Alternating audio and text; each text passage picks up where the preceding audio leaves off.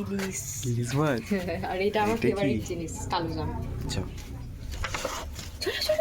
চলো ভেতরে ভেতরে এসো না, এটা কাজও নিয়ে এনেছি। এই যে কালকে কালকে যে তোমাকে বললাম ওসব এখন রাখো, আগে আমাকে একটু আদর করে দাও। এই তো আদর আদর করে দাও। এটা কি, এটা কি মামা, এটা কি, এটা কি? এখন- লিচি তো, লিচি তো, এটা এটা এটা এটা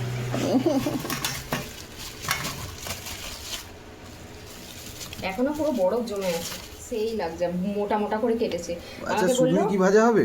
না, শুধু ভাজা হবে কেন, তেল ঝোল হবে মাছের, আর মাছের সবজি আছে, সবজির ঝোল করে ডুবিয়ে দেবো। একে এবার হলুদ নুনটা মাখিয়ে দেবো